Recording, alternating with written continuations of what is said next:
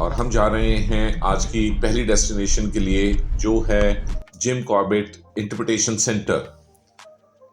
ये है एक म्यूजियम जो कि स्टेट गवर्नमेंट का बनाया हुआ है, और यहाँ काफ़ी वो जानवर और पक्षी जो कि जिम कॉर्बेट जंगल रेंज में मिलते हैं, उन्हें यहाँ बड़े अच्छे से स्टफ करके दिखाया गया है और उनके बारे में डिटेल जानकारी है।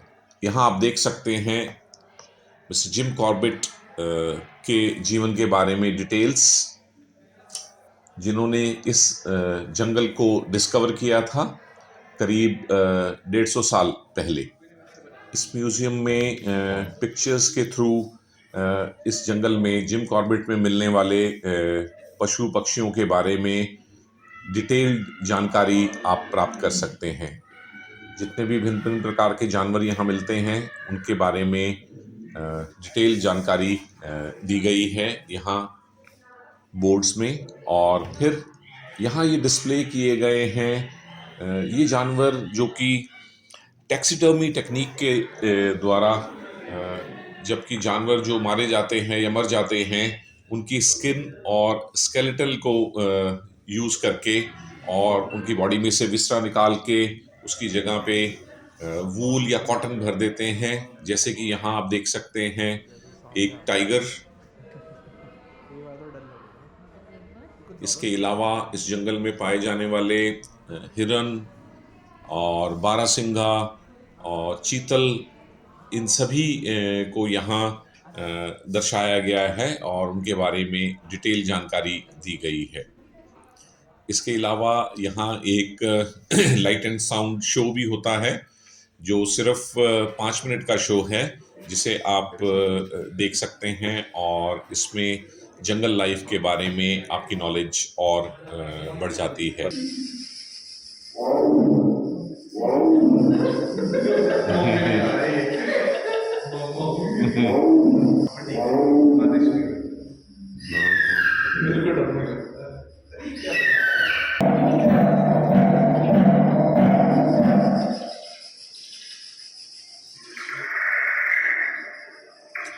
ये एक्सपीरियंस बहुत ही अच्छा रहा, क्योंकि इस म्यूज़ियम में आके ऐसे लगता है जैसे आप वाकई में ही जंगल में आ गए हों।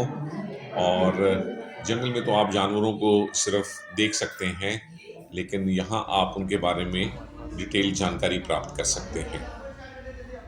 यहाँ की एंट्रेंस फीस है 30 रुपीज़ पर पर्सन, और यहाँ आपको इस म्यूज़ियम को देखने में करीब करीब 1 घंटे का समय लग जाएगा, लेकिन ये 1 घंटा यहाँ बिताना वर्थवाइल है।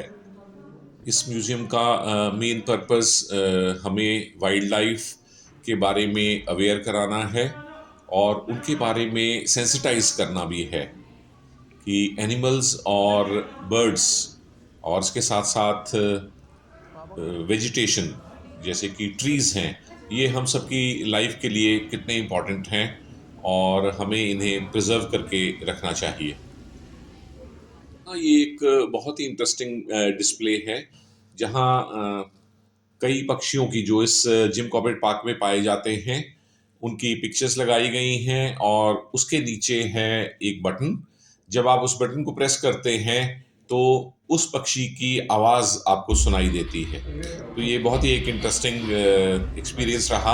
आप अलग अलग बटन को दबाते हैं और वहाँ से उस पक्षी की जिसकी फ़ोटो सामने लगी है उसकी आवाज़ आपको सुनाई देती है कि वो कैसे चहचहाते हैं।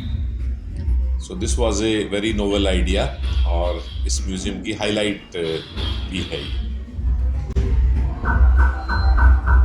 ये तो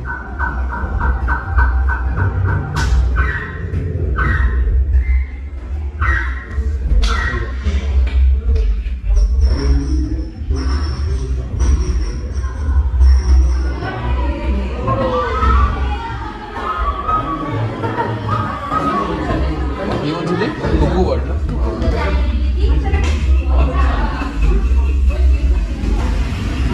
यहाँ करीब 1 घंटा बिताने के बाद हम लोग अब अपनी अगली डेस्टिनेशन के लिए निकल पड़े हैं।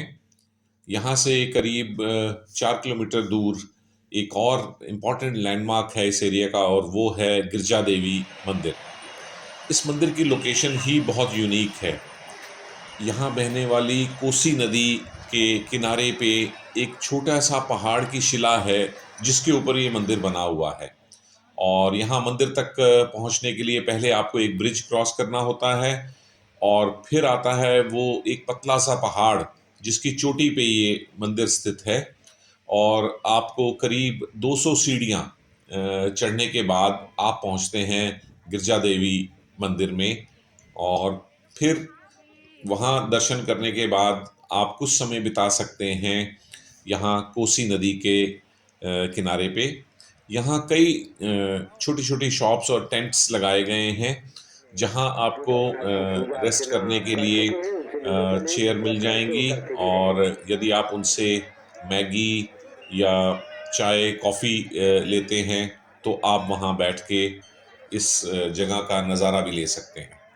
यहाँ कोसी नदी काफ़ी शैलो हो जाती है, और ज़्यादातर बीच बीच में पहाड़ी पत्थर पड़े हुए हैं, और एक पतली धार बहती है कोसी नदी की।